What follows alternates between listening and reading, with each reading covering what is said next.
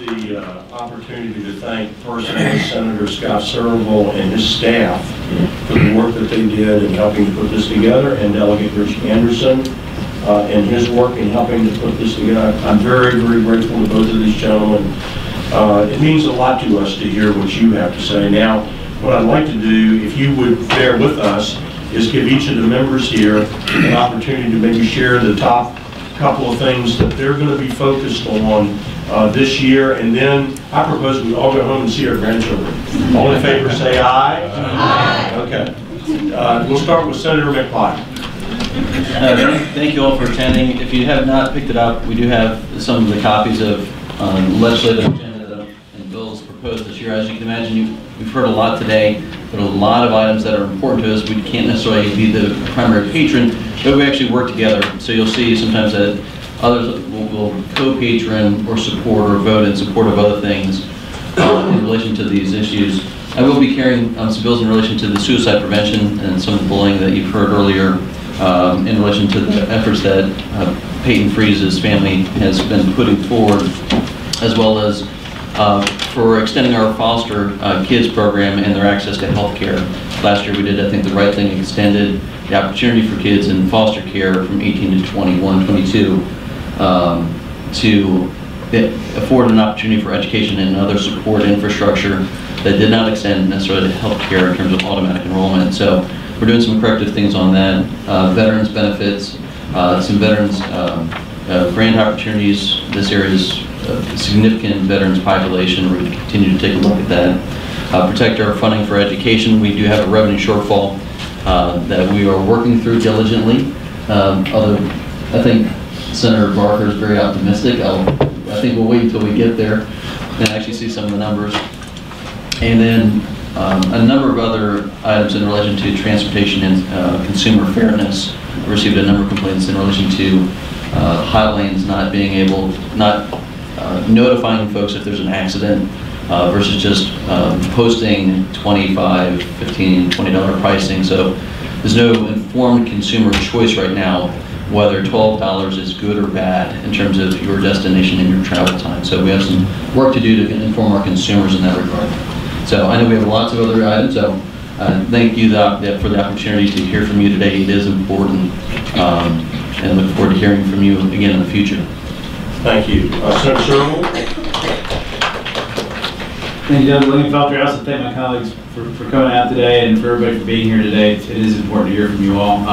I'm going to introduce probably between 35 and 40 different pieces of legislation. I'm going to talk about two really quick. One of which you have no limit.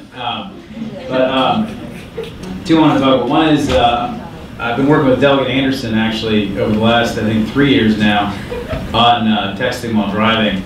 The bill I'm introducing this year is to try and make Virginia a hands-free state. I represented the families about 4 years. I'm also an attorney. About 4 years ago, a family whose 18-year-old son was killed by a texting driver on Route 7 in Fairfax County. A guy, my client's son, ran out of gas, had his car on the side of the road, had his hazards on, was pushing his car off the road, and he got hit by somebody at 60 miles an hour who had 1,000 feet of clear road in front of him and never braked. And when they did a forensic of his phone, he still had been texting the whole way from when he left his ex-wife's house all the way to where he struck my client and killed him. And any of you who drive on 95 and Beltway or anywhere, all you have to do is look at the cars next to you, and everybody's got their phone in their hand and looking at it. It's completely out of control, and our current law is not enforceable. It's not workable. If you ask any police officer, he'll tell you you can't convict anybody for anything because all they got to do is say they were playing Angry Birds and they're not guilty. The only people that are convicted are people that admit to it. So I'm hopeful we can pass that this year. I'm pretty sure I can get out of the Senate. I'm hopeful I can get it out of the House.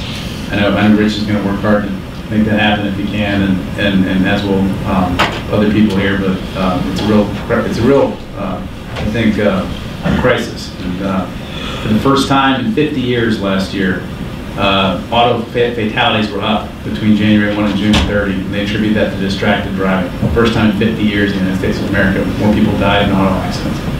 The second thing I'm just going to mention really quick is we're here in Prince William. We heard from Mr. Morrow talk about coal ash. I'm going to have 3 different bills on coal ash. The one I'm going to talk about, though, is to require utilities in Virginia to recycle coal ash last year Virginia imported 600 container loads of coal ash from China. You might ask, why would we be importing coal ash from China? But it's actually, they use it to make concrete. It serves the same purpose as Portland cement, and because we don't burn coal in Virginia anymore, or a whole lot of it at least, because we've switched over to natural gas, they have to go to China to get it. And in North Carolina, South Carolina, and Georgia, what they're doing is they're recycling the coal ash that's in the ground, and then using that for concrete fixing. And it allows us to not only not make jobs in China, we can make jobs here, we can clean up the environment at the same time.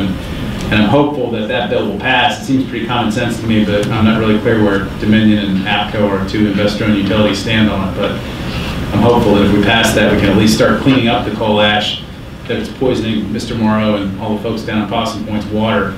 We'll see. So that's two of the things I'm working on. Thanks for being here again today. Thank you. Senator Martin. Thank you all very much for being here. It's a great turnout. Senator Surovell and I were at a different public hearing earlier today, and people were saying, well, is anybody going to show up because of the snow? This is a fantastic turnout and an indication of your involvement and investment in what we're doing in Virginia. Just quickly, two things that I'll be concentrating on this year. One is I am a member of the Deeds Commission that's been dealing with mental health services in Virginia for the last 3 years. We have a number of recommendations that are coming forward this year. The governor has proposed funding several of them, but I think we will be able to go much beyond that and fund additional ones. We're going to make a major investment in mental health services, and I think there's a strong commitment to continuing to do that after this year in the next several years on a bipartisan basis. So it's not a partisan issue. There's a very strong support from both Republicans and Democrats on that. One other major thing I'm going to be working on this year as I'm carrying the legislation in the Senate to establish the Metro Safety Commission, which is critically needed given some of the safety issues that Metro's had over the last several years and the loss of confidence in the system partly as a result of that. We need to fix that. We need to make sure we're protecting the riders. We need to make sure we're enhancing the credibility of the system and making sure that we can benefit from the system that certainly has the potential to get back to where it was at one time when over 90% of the operating costs of the Metro rail system were funded by fares because it was a popular, well-run system, and we need to fix that. And as just a quick shout out to Eric Marks there with PRTC. We need a variety of different systems. We have PRTC working well here, and part of what can make it work best is having the connections to a strong metro system. Bus rapid transit. Okay. Delegate Marshall. Everybody who asks me to put in legislation thinks that their legislation is number one, so I'm not going to argue with them, but in the interest of time, let me highlight just some of these. We had the episode earlier this year of a difficulty in selecting a replacement for a member of the school board who was called to active duty. I frankly didn't like the way it was handled, but in order to avoid that in the future, I made it very clear in a bill that I've introduced that the school board must accept the recommendation of someone who is a member of the school board and called to active duty. If they submit one, they must accept that one. If they submit a list, they must pick from the list. So as to avoid what we had this year, I hope that does that. I've got several bills dealing with protection of personal privacy from government snooping. One to give, if a policeman wears a body camera and doesn't turn it on and there's no emergency for not turning it on, it instructs a jury that while they may accept the oral testimony, they may want to give a different weight to it from whether or not the body camera is on. We've got a license plate bill limiting the time at which the police may keep this information. I have another bill that says that the DMV, except with a warrant, cannot go profiling your DMV picture for any such purposes. I do have a measure dealing with a study on the long-term effects of marijuana use. And I've done that because an effort by Republican Majority Leader and a Democrat Senator from Tidewater want to decriminalize it. I find this very problematic medically. I've got two top researchers who assisted me. One is a psychiatrist who treats people with this kind of drug dependence. Another from Johns Hopkins, who is just a premier in this area. You may not know this, but the pot that was used in the 1960s had from 3 to 5% THC component. Now, it is from 13 to 30% THC. And this led Maureen Dowd, a writer for the New York Times, when she went out to Colorado and ate one of these cookies, to fall over and thought she was dead, and nobody was telling her that she was dead. Again, it also weakens the heart muscle. It can lead to Alzheimer's because it cuts off blood to the brain. It increases suicide and a bunch of things like that. I have another study, which I hope my colleague will support, on heroin. I've done a survey, for example, in Loudoun, every sheriff over there, most of the sheriffs, carries this naloxone. In Prince William County, nobody carries naloxone who's a policeman, so I want to deal with that. On this question of the schools, right now it is illegal for a boy to go into a girl's locker room. It is illegal for you on I-95, if you're a man, to go into the ladies' room. If you're at a state park and you're a guy and going into the girls' room, you're going to get in trouble. That's the status quo. Why some people insist on calling this bigotry or bias, I have the slightest idea. It's simply common sense to me. I just don't think it's the smartest thing in the world to have 16-year-old boys in a changing room with naked 15-year-old girls on the swim team. Why that has to be a problem, I don't know. I have one more measure which I hope to garner support across the board, declaring pornography as a public health hazard. When you are a guy watching pornography and you are called to a jury and you do this, you're much less likely to convict for sexual assault, and if you convict, you're much more likely to have a light sentence than a serious sentence. An article in the Washington Post detailing this bill indicated that Senator Barbara Favola was going to take a favorable look at this, and I welcome support from across the political spectrum. I thank you for being allowed to serve you, and I have a list of some of the bills that I've introduced if you want to talk to me afterwards. Thank you. Delegate Anderson. Thank you, Delegate Lingamfelter. Thanks to all of you for being here today. Just very quickly, I am going to carry a bill which attempts to address this very real danger of distracted driving. Senator Surovell's approach is to do a hands-free requirement through a Bluetooth device. My approach is going to be, because I do have some concerns that may have rough sledding in the House, is to do a measure that would establish a fourth category of adverse driving practices, which is called distracted driving. Right now there are three categories in the Code of Virginia. One is reckless driving, the other is aggressive driving, the third is improper driving, and we want to create this fourth category of distracted driving, and the bill will have a number of provisions that will define that and some associated fine structures. So we'll see whichever happens. Actually, I prefer a hands-free bill myself. I'm just concerned about the potential for making it through the House. The second bill that I'm going to carry, out of about 12, I'm not carrying 40 bills, is that to address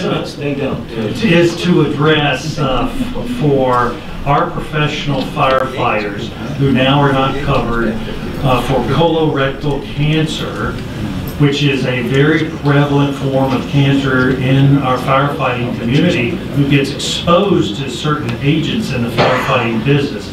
And so we tried to carry that before this year. I'm going to carry that on behalf of firefighters.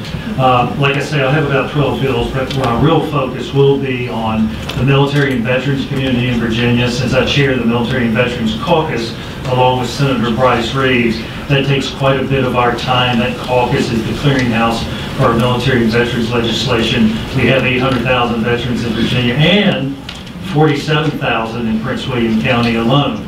So that will command quite a bit of my attention. So thank you for being here today. Thank you. Delegate Bell. Thanks again, everybody, for coming out today, and to my colleagues. It was an honor to share this panel with you. A couple of bills. I'll have a full slate. 15 is a full slate for us in the House this year on a variety of different subjects to try to save money. We're more efficient in that. Brevity is the essence of wit, one step. So 15 is a good number. I'll try to do things on education. I'm going to do things in transportation, the economy. A couple bills I will point out. I already mentioned opioids. We'll be carrying a bill, and Senator Dunavant, Dr. Dunavant, on the Senate side will carry the companion bill, and it's to limit the amount of prescription to 3 days in an emergency room for an opioid. And this has been a real problem where people who are addicted will go to emergency rooms and often get up to a 90-day supply. Very dangerous. And frankly, someone could be addicted after 30 days. So then by the time they're done with that prescription, they're already addicted. And or if they're shopping for a prescription after they're already addicted, going to the emergency room is often the easiest place to do it. The other thing on this one is it takes the pressure off the emergency room doctors who have actually physically been threatened. Police have to respond to this when addicted individuals are in the emergency room. What they really need is drug treatment, but they're threatening the doctor for that prescription. And frankly, by passing this bill, it will take the heat off of the emergency room doctor. If somebody needs to be the bad guy, we can be the bad guy. And respond and say that you can only give 3 days and then follow up with your family doctor. The other thing I'll say on this is when that 90-day supply gets out, sometimes people might take a day or two of the pill and realize it doesn't agree with them, and then it's a risk having that medication in the home. And people break into homes, or addicted folks will seek out those drugs. So I put out the public message now in Prince William and Loudoun County and surrounding counties. We have collection meetings for this. If you have those expired prescriptions or unused, please destroy them, turn them in, get rid of them, because it is a hazard to have And around. do not please flush them down the toilet. I'm serious, because it goes into the watershed of the Chesapeake Bay, and it has a very adverse effect in the water. Just thought I'd throw that out there as a member of the marvelous Chesapeake Bay Commission. Go ahead. Thank you for that. That's absolutely, I mean, I don't know if we have the collection bags out there, but I think they were readily available here, and we can get those. But if anybody has a need for that, we can make that happen for you. The last one I'll mention is cybersecurity. This is something I've actually dealt with several of my constituents with over the past year. The number of cybersecurity blackmail issues over Facebook and other things, and I'm working with the Attorney General on that. We need to do some things about that because people are being harassed and blackmailed without them doing anything wrong. People can easily, from other countries, get pictures off Facebook and then harass people and blackmail them. This is unfortunately becoming a problem, and it is invading into families' privacy, and also is causing issues that even go into the tragic area of bullying. So thank you. It's a pleasure and honor to serve, and thank you again for coming out today. Thank you. One final thing, I'll just mention a couple of things. This is a remarkable delegation that I'm serving with. I've been doing this now for 16 years. Bob is our senior member. He's been doing it for what, since the Civil War? Since the Revolutionary War, he was there. Dumfries was founded. But you've got really devoted citizen legislators who really do a lot of tag teaming. I mean, Jeremy has been all over this colorectal piece, and I have, and so is Rich. We work across the aisle for what's best for the community. We really do that. George and I work together on budget issues, and mostly we just have headaches over budget issues, but we do work very hard to do that right and to represent the entire community. And so at a time when everybody's talking about Republicans and Democrats and Libertarians and Flat Earth Society and all this stuff, I think that this delegation really is exemplary in my personal view. Let me tell you a couple of things I'm going to do. Last year we did get the Foster 21 thing done. I worked that very hard. I'm glad to hear that Jeremy's picking up the ball on this. We really, I mean, you have to be so careful. You know, when someone's in foster care and they're done at 18, they are not ready. I mean, all the mentoring goes away when they hit the street. And so this was the rationale behind doing this, and I'm glad we got that done. I've got a bill this year that I really hope we can get passed, and that is a requirement that agencies look at 10% of their regulations every year, such that over a 10-year period they will have looked in a very disciplined manner at 100% of them. We put some principles in statute that say what ought to drive the development of a regulation. It ought to be in plain English. It ought to be truly something that needs to be regulated, not just every jot and tittle, but really put some thought in it before you put the expense on the public to do that. So I'm going to bring that measure. I hope to get a lot of support for it. And I think that if we do it right, we'll actually, don't fall down, you might actually see some regulations go away. We, of course, are going to be working on the budget. We start with about a $1.5 billion shortfall that we have to work on. I think we're in much better shape today, wouldn't you agree, George, than we were 4 months ago. We're getting some fairly optimistic numbers on what's happening with the economy, and hopefully we'll get back to the days when we don't have to scrap to fund all of our core responsibilities here in the Commonwealth. I'm going to be doing a lot of work in public safety. I chair the Public Safety Committee, so most of my life is caught not only in my bills, but everybody else's bills that come to my committee, and I chair the subcommittee on appropriations for public safety as well. So lots of work to do. Again, I want to thank all of you for honoring us with your trust. We are citizen legislators, and like I like to say to people, the laws we write, we live under just like you, and when they're stupid, we suffer. And so we try to really make sure that we write laws that make sense, and that we don't pass the worst law ever, which is the law of unintended consequences. So thank you very much. Go visit your grandchildren.